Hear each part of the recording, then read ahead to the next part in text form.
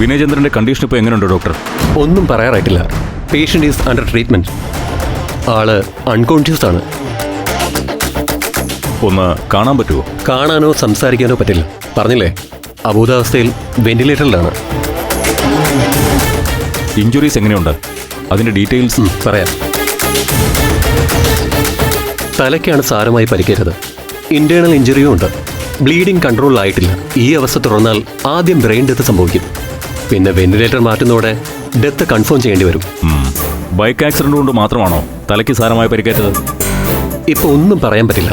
പക്ഷെ മറ്റ് ആക്സിഡന്റ് കേസുകൾ വെച്ച് നോക്കുമ്പോൾ വിനയചന്ദ്രന്റെ പരിക്കിൽ ചില അസ്വാഭാവികതകളുണ്ട്.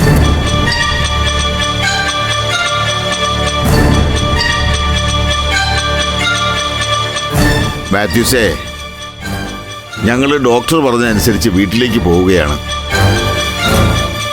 വിസ്മയ ഇവിടെ നിൽക്കും. മാഷ് പൊയ്ക്കോ. വിനയചന്ദ്രനെ തിരിച്ചു കിട്ടാൻ വേണ്ടതെല്ലാം ഡോക്ടർ ചെയ്യും. വിനയചന്ദ്രന്റെ മുത്തച്ഛനാ. ഞാൻ സാറിന്റെ സ്റ്റുഡന്റ് ആയിരുന്നു.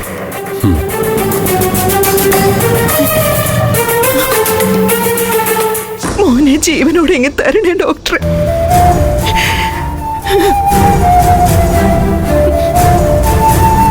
മുത്തശ്ശി വാ.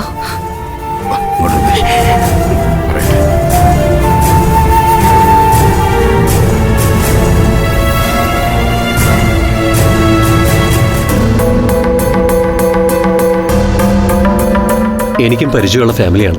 I will try my level best. വെല്ലൂരിൽ നിന്നൊരു സ്പെഷ്യലിസ്റ്റിനെ ഏർപ്പാടാക്കിയിട്ടുണ്ട്. വിനയചന്ദ്രന് ശത്രുക്കൾ ആരെങ്കിലും ഉള്ളതായിട്ട് വിവരം കിട്ടിയോ?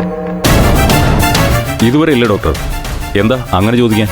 സാധാരണ ബൈക്ക് ആക്സിഡന്റിൽ കാണാത്ത വിധം തലയ്ക്ക് പിന്നിലും മുന്നിലും ക്ഷതമേറ്റിട്ടുണ്ട്.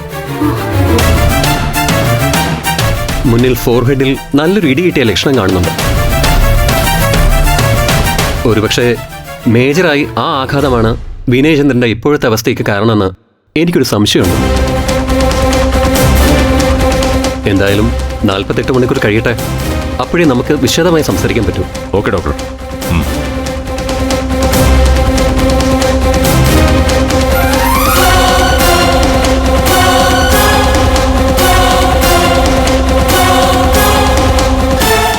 ഇതൊരു normal accident കേസല്ല.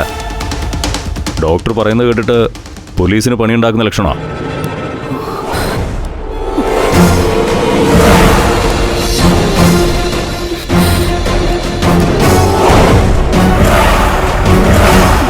Flowers smart show ശനി ഞായർ ദിവസങ്ങളിൽ രാത്രി 9:30 ഫ്ലവേഴ്സിൽ.